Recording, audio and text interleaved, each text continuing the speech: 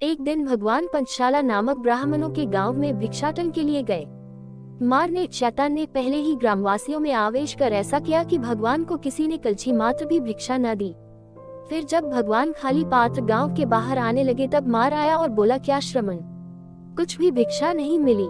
बुद्ध ने कहा, नहीं, तू सफल रहा और मैं भी सफल हूँ। मार समझा नहीं, बोला, ये कैसे? या तो मैं सफल या आप सफल, दोनों साथ साथ कैसे सफल हो सकते हैं?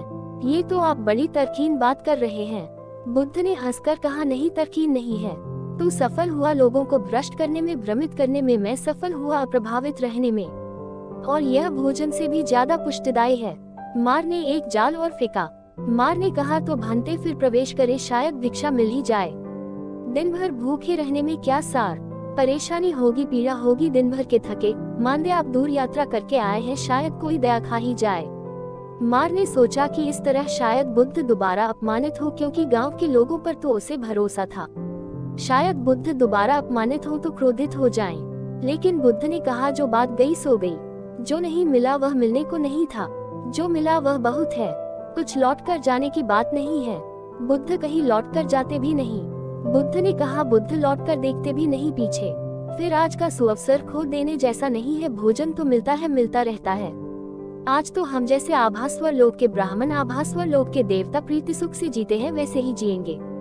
ये बौद्धों की एक धारणा है कि एक ऐसा लोक है, स्वर्ग, जहाँ ब्रह्म ज्ञान को उपलब्ध व्यक्ति, ब्राह्मण या ब्रह्मा, जो भी नाम देना चाहो, उस लोक का नाम है आभास्वर। वहाँ कोई स्थूल भोजन नहीं करता, वहाँ लोग प्रेम का ही भोजन करते हैं। तुम कहते हो ना कभी कभी प्रीति भोज दिया, वहाँ प्रीति भोज ही चलता है। तुम तो कहते ही भर हो प्रीति भोज, खिलाते तो फिर यही स्थूल चीजें हो, लेकिन उस लोक में प्रीति भोज ही चलता है। प्रेम ही वहाँ एकमात्र भोजन है, वही एकमात्र पोषण है। तो बुद्ध ने कहा, आज हमें भी ऐसा सुअवसर मिला है, न चूकेंगे मार। आज हम उस लोक के ब्रह्माओं की भांति प्रीति सुख में जिएंगे। आज प्रीति भोज लेंगे। और तब उन्होंने ये गाथा कही, जिनके पास कुछ भी नहीं है, अहो वे कैसा सुख में जीवन बिता रहे हैं। आभास्वर के देवताओं की भांति हम भी आज प्रीति भोजी होंगे, प्रीति भक्त आज प्रीति को ही खाएंगे। इसके पहले कि इस छोटी सी कथा की गहराई में हम उतरें, एक बात समझ लेनी जरूरी है। आधुनिक मनोविज्ञान इस सत्य को पुनः खोजा है कि जब माँ बच्चे को भोजन देती है तो सिर्फ भोजन ही नहीं देती, प्रीति भोज भी देती है। एक तो स्थूल भोजन है जो उसके स्तन से बहता है, दूध, और एक उसका प्रेम है जो अदृश्य बहता है। मनोवैज्ञानिक कहते हैं, अगर बच्चे को सिर्फ दूध ही दिया जाए और माँ प्रेम न दे तो भी बच्चा सूखने लगता है। पूरा भोजन दिया जाए शारीरिक, लेकिन प्रेम न दिया जाए, जैसे कोई नर्स बच्चे को दूध पिला दे, कोई दाई तुम घर में रख लो दूध पिला दे, तो बच्चे में वैसी प्रफुल्लता नहीं होती, वैसा उल्लास नहीं होता, वैसा जीवन नहीं होता, वैसे फूल नहीं खिलते। और कुछ बच्चे के जीवन में हमेशा खाली रहेगा, क्योंकि माँ दूध तो देती थी, वह तो केवल स्थूल था, उस स्थूल के साथ साथ लगा जुड़ा छाया की भांति सूक्ष्म भी बहता था, वह प्रेम है। प्रेम और भोजन बड़े गहरे जुड़े हैं। इसीलिए तो जब तुम्हारा किसी से प्रेम होता है तो तुम उसे भोजन के लिए घर बुलाते हो, क्योंकि बिना भोजन खिलाए प्रेम का पता कैसे चलेगा। जो तुम्हें बहुत प्रेम करता है वो तुम्हारे लिए भोजन बनाता है। जब कोई स्त्री अपने प्रेमी के लिए भोजन बनाती है तो सिर्फ भोजन ही नहीं होता, उसमें प्रीति भी होती है। होटल के भोजन में प्रीति तो नहीं हो सकती, तो शरीर तो तृप्त हो जाएगा, लेकिन कहीं प्राण खाली खाली रह जाएंगे। माँ जब अपने बेटे के लिए भोजन बनाती है तो चाहे भोजन रूखा सूखा ही हो, फिर भी उसमें एक स्वाद है, वो प्रीति भोज है। कहीं किसी ने कितना ही अच्छा भोजन खिलाया हो, लेकिन खिलाने का मन न रहा हो, बेमन से खिलाया हो, तो पचेगा नहीं। पचा भी तो शरीर से गहरा न जाएगा। इस देश में तो हमने हजारों साल पहले इस बात का बोध कर लिया था कि प्रेम कहीं अनिवार्य रूप से भोजन का हिस्सा है, और इसलिए जहाँ प्रेम न हो वहाँ भोजन स्वीकार न करना। अगर तुम्हारी पत्नी क्रोध में भोजन बना रही हो तो उस भोजन को स्वीकार मत करना। अगर तुम भोजन बना रहे हो क्रोध में तो मत बनाना, क्योंकि क्रोध में जब भोजन बनाया जाता है तो विषाक्त हो जाता है। आज परिणाम नहीं होगा, कल परिणाम होगा, कल नहीं होगा, परसों होगा, जहर इकट्ठा होगा रहा है। तो जब असली ज्ञान सामने खड़ा होगा तो उसका ज्ञान एकदम फीका पड़ जाता है। असली सिक्के को देखकर नकली सिक्का अगर नाराज होता हो तो आश्चर्य तो नहीं, और फिर नकली सिक्के बहुत हैं, इसलिए नकली सिक्के अगर इकट्ठे हो जाते हो असली सिक्के के खिलाफ तो भी कुछ आश्चर्य नहीं, और सभी नकली सिक्के अगर मिलकर असली सिक्के की हत्या कर देते हो तो भी कुछ आश्चर्य नहीं। तो पहली बात, पंचशाला नामक ब्राह्मणों का गांव, जिसमें ब्राह्मण ही ब्राह्मण बसते थे। अगर कोई एकाध भी ऐसा आदमी होता जो पंडित न होता तो शायद दया खा जाता। पंडित से क्या दया की आशा। और दूसरे मजे की बात है, जीसस ने कहा है कि शैतान भी शास्त्रों के उद्धरण देता है। तो मार ने, जो कि बौद्धों की शैतान की धारणा है, अगर पंडितों को राजी कर लिया हो बुद्ध के खिलाफ, तो कुछ आश्चर्य नहीं, क्योंकि शैतान खुद भी महापंडित है। तुम्हें शायद पता न हो, ईसाईयत की यही धारणा है, शैतान देवता है, लेकिन उसे स्वर्ग से निकाल दिया गया है, क्योंकि वह ईश्वर से भी वाद विवाद करने को उत्सुक था। पंडित रहा होगा, ब्राह्मण रहा होगा, तो शैतान बातें तो बड़ी शास्त्रीय बोलता है, इसलिए शास्त्र जानने वालों से उसका तालमेल हो जाता है। इसलिए सारे पुरोहित और पंडित शैतान की सेवा में लग जाते हैं। मंदिर बनते तो भगवान के नाम पर हैं, लेकिन करते शैतान की सेवा हैं। पुरोहित पूजा का थाल तो सजाते हैं भगवान के लिए, लेकिन उतरती है आरती शैतान की। तो कथा कहती कि भिक्षाटन के लिए ब्राह्मणों के इस गांव में गए। मार ने पहले ही ग्रामवासियों में आवेश कर ऐसा किया कि भगवान को किसी ने कलछी मात्र भी भिक्षा न दी। ऐसी दुर्घटनाएं रोज घटती रही हैं। फिर हजारों साल तक हम बुद्धों के लिए रोते हैं, आंसू बहाते हैं, और कभी हमेशा बीमारी औषधि बन जाती, और आँख न हो तो अमृत भी जहर हो जाता है, और फूल भी कांटे हो जाते हैं। सारी बात आँख की है, सारी बात देखने की है, देखने के ढंग की है, फिर तुम्हारी व्याख्या। इसलिए मैंने आज की चर्चा तुमसे शुरू की कि जीवन न तो सुख है न दुख, जीवन है व्याख्या। अब इस घड़ी में बुद्ध ये भी व्याख्या कर सकते थे कि मेरा बड़ा अपमान हुआ, और तब बड़े दुखी हो जाते। और इस घड़ी में उन्होंने कैसी व्याख्या की, कैसी अनूठी व्याख्या की, कैसी अपूर्व। न पहले सुनी, न पहले कभी देखी ऐसी अपूर्व व्याख्या की। कांटे को बदल दिया तत्क्षण, मिट्टी सोना हो गई।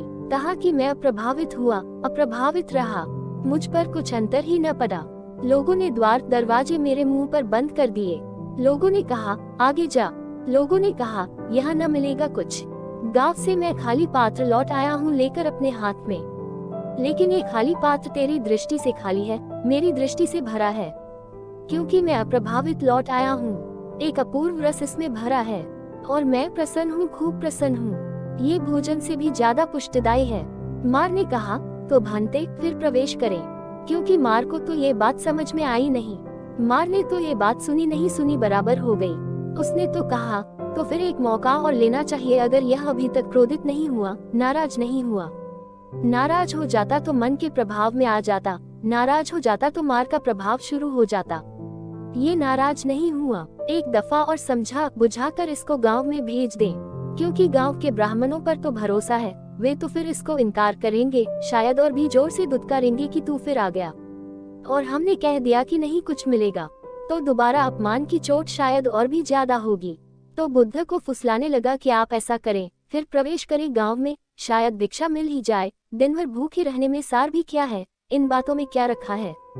ये तो उसे बातें ही मालूम होती हैं कि अप्रभावित रहा, या आनंद का रस भरा हुआ है पात्र में। उसने पात्र देखा होगा, पात्र बिल्कुल खाली है, उसको कुछ समझ में न आया होगा। मन को तो आनंद की बात समझ में आती ही नहीं। मन तो एक ही भाषा जानता है, वह दुख की भाषा है। बुद्ध ने कहा नहीं, जो बात गई सो गई। बुद्ध लौटकर नहीं देखते हैं, बुद्ध लौटकर नहीं जाते। जो होना था हो गया, जो नहीं होना था नहीं हुआ। ये बात आई गई हो गई। पुनरुक्ति में बुद्धों को कोई रस नहीं है। बुद्ध सदा नए में प्रवेश करते हैं।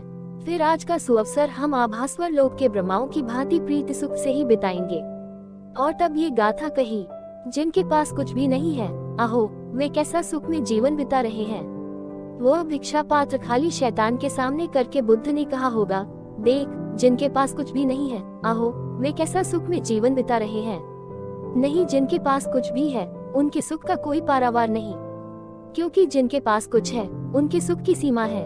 तुम्हारे पास 1000 रुपये हैं तो उस 1000 रुपये के योग्य सुख, तुम्हारे पास 10,000 रुपये हैं तो 10,000 रुपये के योग्य सुख। लेकिन ख्याल रखना, जिसके पास 1000 रुपये हैं, 1000 रुपये उसके सुख की सीमा है, और अरबों खरबों जो हो सकते थे नहीं है, वे उसका दुख होंगे। दुख ज्यादा होगा, दुख सदा ज्यादा होगा। एक स्त्री है तुम्हारे पास, उसका सुख, और करोड़ों जो सुंदर स्त्रियां हैं वे तुम्हारे पास नहीं है, उनका दुख होगा, उनकी पीड़ा होगी।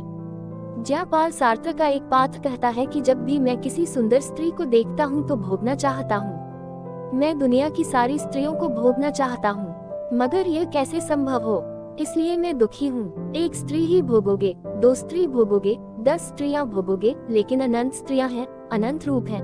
वह जो तुम नहीं भोग पाओगे, उनकी पीड़ा तो पीछा करेगी। कितना धन इकट्ठा करोगे, बहुत रह जाएगा जो नहीं इकट्ठा कर पाए। पूरी पृथ्वी के मालिक हो जाओ तो चांद तारे रह जाएंगे, अनंत अनंत चांद तारे, उनकी मालकियत हमारे हाथ में नहीं है। फिर दुख होगा, अभाव पकड़े रहेगा, उसके सुख का क्या कहना, उसके सुख की कोई सीमा ही नहीं। जिसके पास कुछ भी नहीं है, जिसके पास कुछ भी नहीं है, उसके सुख की क्षुद्र सीमा टूट गई, उसका सुख विराट हुआ।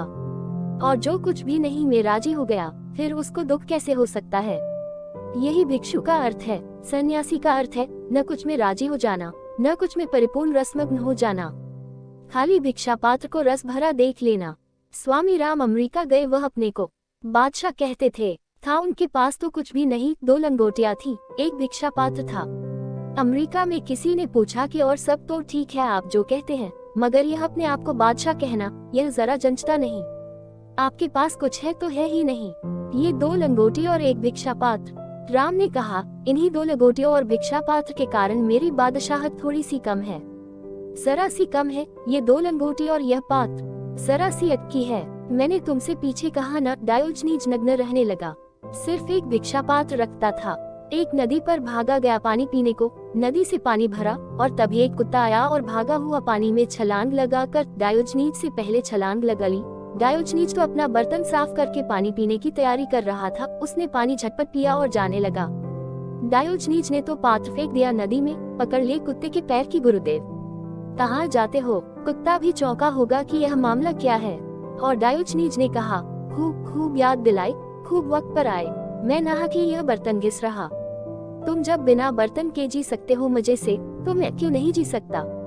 उसने बर्तन फेंक दिया नदी में। उस दिन डायोजनीज ने कहा कि मेरी बादशाहत पूरी हो गई, एक छोटे से पात्र से थोड़ी सी अटकी थी। राम ने कहा, ये 2 लंगोटी और यह भिक्षा पात्र, थोड़ी सी बादशाहत में कमी है, लेकिन अर्थ समझना, बादशाह वही है जो न कुछ में भी आनंदित है, क्योंकि न कुछ की कोई सीमा नहीं है, न कुछ असीम है, न कुछ का कहीं अंत नहीं है, न कुछ में सब आ गया। राम ने और एक जगह कहा है कि जिस दिन मैंने एक घर छोड़ दिया, सारे घर मेरे हुए, एक छोटा आंगन छोड़ दिया और सारा आकाश मेरा हुआ। तुम ख्याल रखना, एक तरफ से सन्यासी भिक्षु हो जाता है, एक तरफ से स्वामी हो जाता है, इसलिए हिंदुओं ने उसे स्वामी कहा है, बौद्धों ने भिक्षु कहा है। दोनों बातें सच हैं। भिक्षु होकर स्वामी हो जाता है। बौद्धों ने भिक्षु शब्द चुना, वह भी ठीक है, क्योंकि सब कह देता है मेरा कुछ भी नहीं है, अब मैं न कुछ में जीऊंगा। और हिंदुओं ने स्वामी शब्द चुना, क्योंकि जो न कुछ में जीता है, उसकी मालकियत पूरी हो गई, वह सम्राट हो गया, वह स्वामी हो गया। जिनके पास कुछ भी नहीं, अहो वे कैसा सुख में जीवन बिता रहे हैं।